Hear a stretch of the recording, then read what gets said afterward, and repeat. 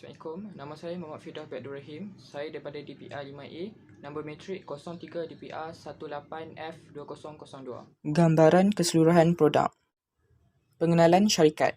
Pada era globalisasi, masyarakat beranggapan bahawa aktiviti penyelenggaraan merupakan satu perkara yang tidak perlu dititikberatkan, memandangkan sebelum ini kebanyakan syarikat kurang berminat untuk mengeluarkan alat penyelenggaraan untuk basikal.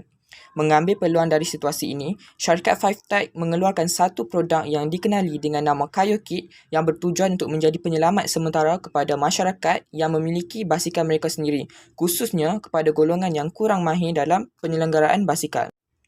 Tambahan pula, syarikat Five Tech telah menggabungkan unsur-unsur teknologi iaitu syarikat telah menyediakan QR scan bagi menunjukkan cara-cara penyelenggaraan dengan betul untuk basikal. Latar belakang syarikat. Nama syarikat Five Tech dikendalikan oleh 5 rakan kongsi yang mencurahkan ilham dalam menghasilkan produk KayoKit yang bertujuan menjadi penyelamat sementara kepada golongan yang gemar melakukan aktiviti berbasikal pada masa kini. Nama syarikat ini terhasil daripada 5 teknologi dan diringkaskan menjadi nama rasmi syarikat iaitu Five Tech. Syarikat ini ditubuhkan pada tahun 2021 dan beroperasi di kawasan Alor Kedah, Darul Aman. Syarikat Five Tech adalah berbentuk perkongsian dan terdiri daripada 5 orang perkongsi. Carta Organisasi Profil Syarikat. Pengarah syarikat Muhammad Nabil Fikri bin Muhammad Jamil, Pengurus Pentadbiran Muhammad Firdaus bin Abdul Rahim, Pengurus Pemasaran Nur Amira binti Muhammad Nazri, Pengurus Kewangan Nur Syakirah binti Abdul Rahim, Pengurus Operasi Nur Syafarina binti Hasan. Pelan lokasi syarikat.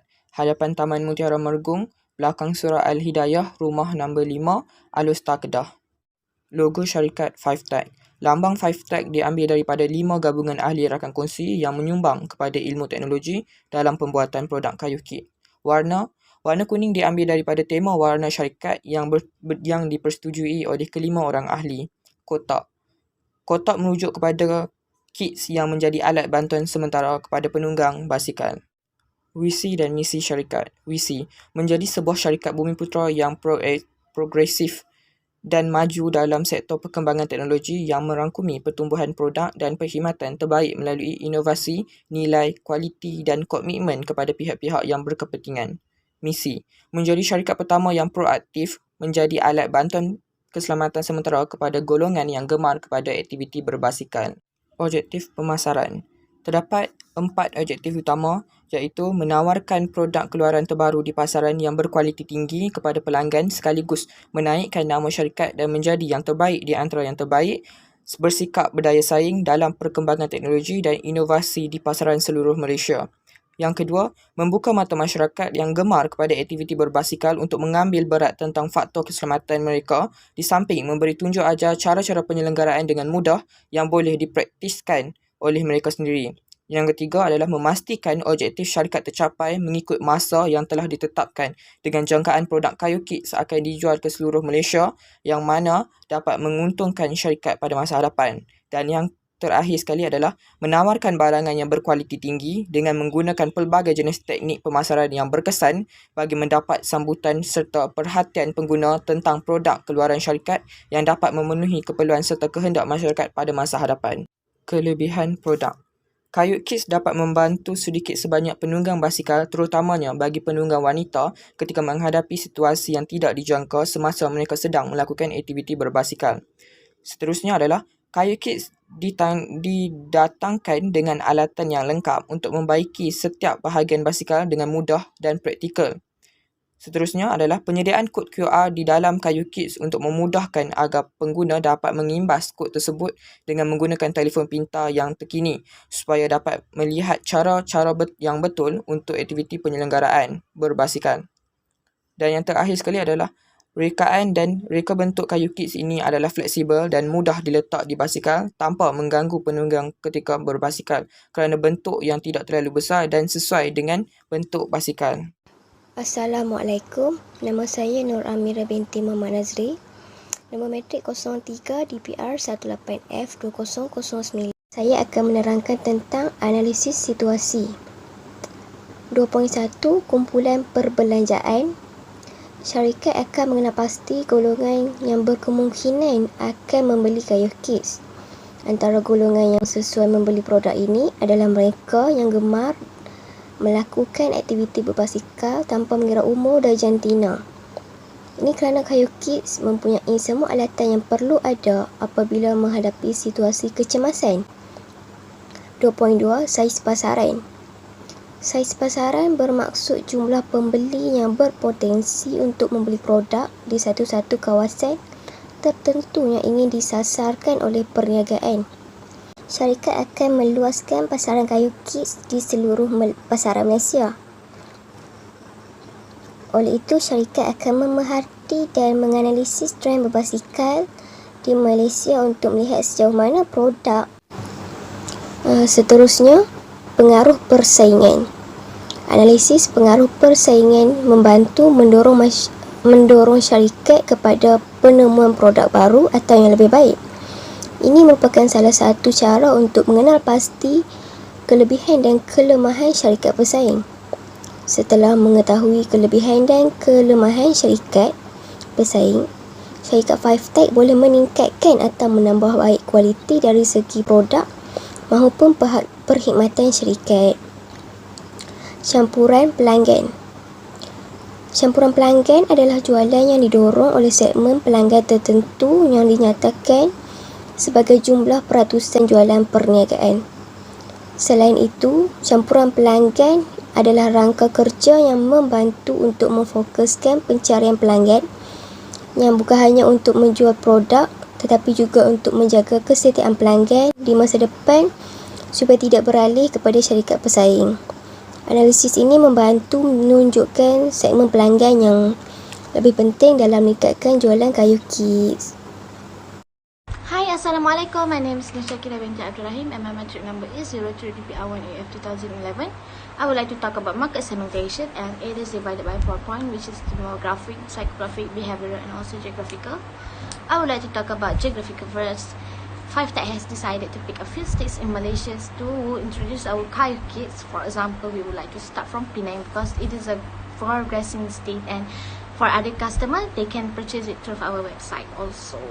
So the second one is demographic. 5Tech not only focus on women, but they choose to target big groups such as any other sport complex. And then let me go through the number 3, which is 5Tech choose the name of Kayu Kids is because the word of Kayu is a very general and common word that everyone can remember the name for the first time they heard about it. And the last is behavioral. 5Tech guarantee that when the customer buy the product, they will be so satisfied about the Kayu Kids because 5Tech also prepared the QR code for them to watch the tutorial. So, this is before the Kayu Kids enter the market. 5Tech expected that they will be reached by 20% in the estimated market share, even though it is a minority percentage, but 5Tech will try harder to make the brand has a high percentage in the future. 5Tech will do an analysis on the competitor company, which is the Shimano and also Campagnolo. 5Tech will make sure that their company will always be one step further from the competitors' companies so that 5Tech can compete them and success in the future. 5Tech's strength is that cycling sport has been trending for these past few years, so this is a great chance for 5Tech to introduce Kayu Kids. The weaknesses of 5Tech is their struggle to gain trust and confidence of public toward the Kayu Kids. The opportunities is to make the Kayu Kids thrive to the whole Malaysia and also to change the perception of public, especially for those who don't really know about cycling safety. But 5Tech also has a threat, which is when the government forbid any recreational activity, including the cycling activity, because of the COVID-19 epidemic transmission. So, this is the forecast sale of the 5Tech company. Hello, Assalamualaikum. Nama saya Nur Syafrina binti Hassan, nama matrik 03DPR 18F 2020. Saya akan bincangkan tentang strategi pemasaran, iaitu pelaksanaan strategi 4Ps, iaitu kita menggunakan produk iaitu produk yang dinamakan sebagai Kayu Kids. Cara produk dihasilkan ialah kita membeli peralatan serta kotak daripada pembekal kilang yang berada di Selangor. Seterusnya ialah kategori produk, iaitu kami menggunakan kategori penambahbaikan kepada produk Kayu Kids, iaitu kami menggunakan produk sedia ada tetapi menambah baik dengan kualiti produk yang lebih tinggi. Rupa bentuk kayu kikis ni adalah bentuk fleksibel dan boleh ditanggalkan dan boleh diletakkan telefon bimbit. Bagaimana pelanggan akan menggunakannya ialah pelanggan boleh mengimbas kod QR di beg di kotak kits. Bagaimana cara bungkusan dan label produk ialah kami mereka bentuk corak jenama syarikat seperti logo syarikat dan juga stiker yang diletakkan di alatan penyelenggaraan di dalam kotak kits.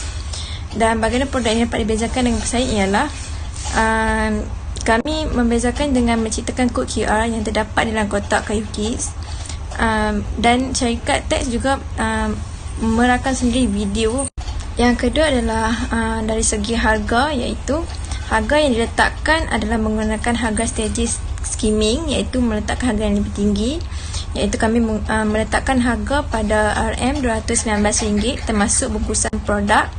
Dan harga promosi pula kami letakkan potongan harga sebanyak 10% diskaun sekiranya pelanggan membeli melalui website. Dan potongan harga dan allow yang diberikan ialah kami menggunakan diskaun tunai, di mana kami memberi potongan harga kepada pelanggan yang pembelian dengan kaedah pembayaran debit card, dan juga kuantiti diskaun, iaitu kami menawarkan potongan harga kepada kedai-kedai basikal yang membeli kayu kits dengan kuantiti yang banyak. Seterusnya ialah strategi harga promosi, iaitu kami menggunakan harga acara khas, di mana kami menawarkan potongan harga apabila tiba musim cuti persekolahan dengan memberikan potongan harga 5% kepada pelanggan. Seterusnya ribat tunai, iaitu kami memberikan ganjaran ribat tunai kepada pelanggan yang membeli 2 kotak kayu kits dan memberi ganjaran pelanggan sebanyak 2% buat pembelian seterusnya dengan menggunakan kaedah pembayaran secara debit. Dan jaminan dan kontrak perkhidmatan, iaitu kami memberikan jaminan kepada pelanggan sekiranya barang yang dibeli mendapat sebarang kerosakan pada alat perniagaan selama 1 minggu untuk dipulangkan, dan syarikat akan menggantikan dengan yang baru. Hai, Assalamualaikum warahmatullahi wabarakatuh. Nama saya Muhammad Nabil Fikri bin Muhammad Jamil, nombor metrik 03 DPR 18F2014 daripada kelas DPR 5A. Saya ingin membentangkan laporan marketing plan. 3.2.3 tempat. Yang pertama jalan secara langsung, iaitu direct channel. Syarikat 5Tech turut menggunakan saluran secara langsung di mana pelanggan boleh melayari laman sesawang, iaitu KayoKit, untuk membeli produk tersebut dan akan berurusan secara terus dengan pihak pelanggan. Yang kedua adalah jualan secara tidak langsung, iaitu indirect channel. Syarikat 5Tech juga menggunakan saluran agihan yang kedua, iaitu daripada kilang akan dihantar ke kedai basikal yang dibeli dalam kuantiti yang sedikit dan akan dibeli oleh pengguna akhir. Seterusnya 3.2.4 promosi. Bagi menarik minat masyarakat untuk mengenali produk keluaran Jelaba KayoKit ini, syarikat 5Tech banyak melakukan strategi pemasaran dengan promosikan produk seluruh platform, sama ada secara digital maupun secara langsung kepada pengguna akhir atau prospek. Contoh-contoh promosi jualan yang dilakukan oleh syarikat 5Tech ialah periklanan, promosi jualan, jualan peribadi, pemasaran langsung, sosial media pemasaran, perhubungan awam dan tajaan. Seterusnya adalah pengurusan peredaran. Kaedah peredaran syarikat 5Tech diguna dua. Yang pertama adalah jualan secara langsung, iaitu direct channel. Untuk jualan secara langsung ialah syarikat 5Tech menyediakan platform digital seperti website, Instagram dan Facebook bagi tujuan pembelian secara atas talian. Dan syarikat juga mempromosikan produk secara langsung kepada kedai basikal yang berminat untuk membeli produk KayoKit ini.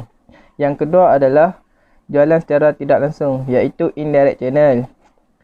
Syarikat 5Tech juga dia menggunakan saluran kedua ini, iaitu daripada pengilang ke kedai basikal, iaitu peruncit yang membuat tempahan KayoKit ini, serta kedai basikal yang menjual secara terus kepada pelanggan ataupun pengguna. Seterusnya ayat 3.2.5 strategi pemasaran bersepadu, iaitu IMC strategi. Yang pertama adalah periklanan, iaitu advertising. Syarikat 5Tech mengeluarkan beberapa jenis periklanan secara digital. Contohnya ia menyiarkan iklan di televisyen dan di stesen radio kerana pelanggan gemar untuk meluangkan masa dengan menonton televisyen. Syarikat Fairtel juga membayar stesen radio untuk menceritakan tentang iklan produk keluaran syarikat Fairtel iaitu kayu kit ini. Jenis-jenis periklanan iaitu periklanan pengguna. Periklanan secara langsung kepada pengguna. Syarikat juga mengedarkan flyers serta poster kepada kedai basikal yang membeli produk kayu kit ini. Tujuan edaran ini dibuat adalah untuk memberi pelanggan mengenali apakah itu kayu kit. Seterusnya, fungsi dan objektif periklanan. Produk periklanan iaitu produk advertising. Untuk membantu masyarakat bahawa produk yang dikeluarkan itu kayu kit merupakan alat bantuan sementara kepada pelanggan yang gemar aktiviti berbasikal. Yang kedua adalah periklanan komersial iaitu commercial ads. Syarikat Fairtel mengeluarkan iklan seperti di televisyen dan radio untuk meluaskan pasaran serta menambahkan keuntungan syarikat. Seterusnya adalah objektif periklanan iaitu yang pertama adalah kesedaran iaitu awareness. Ia memberi kesedaran kepada pengguna bahawa betapa mudahnya untuk seseorang individu untuk menyelenggara basikal mereka sendiri. Kedua adalah pengetahuan iaitu knowledge. Untuk mengubah persepsi pelanggan bahawa masyarakat perlulah cakna terhadap keselamatan semasa menunggang basikal.